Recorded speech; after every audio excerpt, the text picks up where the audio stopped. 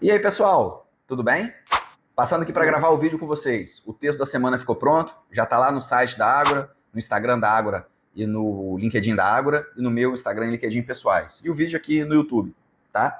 Convido vocês para conhecer os outros textos que estão lá no site, o link está aqui na descrição, e os outros vídeos que estão aqui no canal. Tem muita coisa boa aí, sobretudo sobre reforma tributária.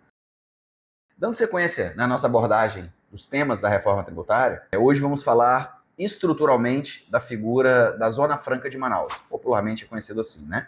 Mas nos termos da Lei Complementar 214 de 2025, a nomenclatura técnica seria o regime favorecido de CBS e IBS da Zona Franca de Manaus. Por quê? Como a gente já falou, e aqui para trás, tanto de vídeo quanto em texto, consta isso, os regimes de apuração de CBS e IBS são divididos pela Lei Complementar 214 em regime de apuração regular geral, regime que também é regular diferenciado e regime que também é regular específico. Então, existem vários regimes ali. E a própria lei complementar cria uma categoria de regimes de apuração chamado regimes diferenciados, que tem características, segundo ela, muito próprias, e isso é verdade, ou que estão fora da própria lei complementar 214, como é o regime do simples. Então, existem vários regimes que não são aqueles ordinários, que não são aquelas regras gerais que a Lei Complementar 214 cria, que não são aquelas regras diferentes que a Lei Complementar 214 cria, mas que tem uma quantidade de peculiaridades maior do que aqueles regimes chamados de diferenciados ou específicos, que é o caso dos regimes favorecidos. E o mais conhecido desses regimes favorecidos é o regime da Zona Franca de Manaus, depois do regime do Simples, né? Primeiramente, a abordagem agora é estrutural, porque a Lei Complementar 214, quando vai descrever esse regime favorecido, traz várias hipóteses, tanto na aquisição quanto no fornecimento de bens ou serviços pelos beneficiados desse regime, que torna o texto muito detalhado para a gente apresentá-lo todo aqui. Então eu optei por uma abordagem estrutural desse regime favorecido. Primeira coisa, o que é a Zona Franca de Manaus? A Zona Franca de Manaus é uma disposição territorial, é uma área,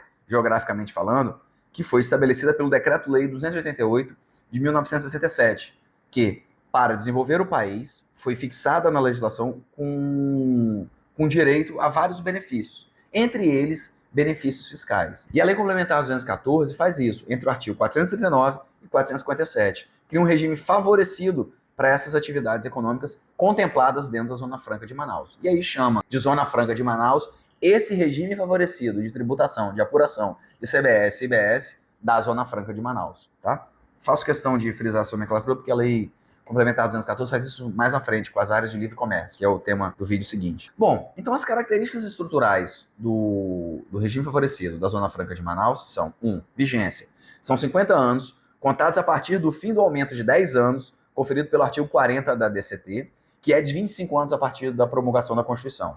5 de outubro de 88, 25, depois mais 10, depois mais 50. Ok? Façam essa conta aí. O regime favorecido não contempla qualquer bem ou qualquer serviço, sendo expressamente no artigo 441 vedado determinadas mercadorias, no caso é bens agora, né, no mercadoria do ICMS, mas vedadas a aplicação desses benefícios da Zona Franca de Manaus para determinados bens, tipo armas e munições, tá? A fruição dos benefícios fiscais, vamos chamar assim, das vantagens tributárias, das reduções tributárias contempladas para a Zona Franca de Manaus, ela depende de habilitação. E é importante fazer uma distinção aqui. Existem duas espécies de habilitação. Uma habilitação geral, para tudo que se instala lá, mas você precisa dessa habilitação, seja comércio, seja serviço, seja indústria. E a habilitação para o que a lei chama de indústria incentivada. Porque, como vocês bem sabem, a Zona Franca de Manaus tem a prerrogativa de ter determinadas atividades industriais em detrimento de outras áreas do país, até para efeito de incidência do IPI, né? O IPI fica zero, enquanto as indústrias instaladas em outras partes do país não tiverem incentivo para se instalarem na Zona Franca de Manaus. Então a lei faz essa diferença. A habilitação geral, vamos dizer assim, comércio, serviço, indústria, e a habilitação para a indústria, e ela fala indústria incentivada, ok? Mas é necessária a habilitação para gozar dessa fruição aí dos benefícios, que são basicamente de 3 ordens. A lei estabelece suspensão de CBS e IBS com possibilidade de conversão e isenção. A lei estabelece redução total ou parcial das alíquotas de CBS e IBS, dependendo da situação.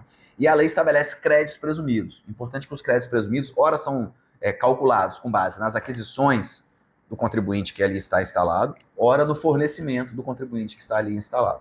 E aí a lei faz variações com relação a isso que demandam atenção, porque como são muitas hipóteses, acaba gerando uma certa confusão. Sugiro que vocês leiam com atenção a legislação, ok? E por fim, a lei faz duas considerações finais. Determina a obrigatoriedade de desconsiderar os efeitos arrecadatórios dos benefícios concedidos ao regime favorecido da Zona Franca de Manaus na fixação das alíquotas de CBS e IBS para essa região. E a lei também permite ao Estado do Amazonas criar uma contribuição de contrapartida semelhantes àquelas que existem até 31 de dezembro de 2023, em função do estabelecimento da Zona Franca de Manaus, tá? Lembrando que esses benefícios aqui, relacionados ao EBS, vão valer só de 2029 para frente. As questões estruturais são essas, existem muitas variantes de benefícios, e as variantes todas de quando essas condicionantes para a aquisição desses benefícios não são confirmadas, né? Aí o imposto é devido de acordo com as regras específicas desse regime favorecido. Tá lá. Vale a pena a leitura. Eu sei que é uma área restrita, a Zona Franca de Manaus. Existe depois as áreas de livre comércio, mas é um modelo tributário interessante para o desenvolvimento do nosso país. E essa lei, essa reforma tributária como um todo, que privilegia a extrafiscalidade, ao meu entender, tem um modelo pronto para ser replicado em outros lugares do país que pretendam se desenvolver de acordo com esses benefícios, com esse modelo de regime favorecido do CBS e IBS, tá bom? Espero que vocês tenham gostado, tenha sido produtivo. Link do texto na descrição e qualquer dúvida é só me falar. Vamos avante.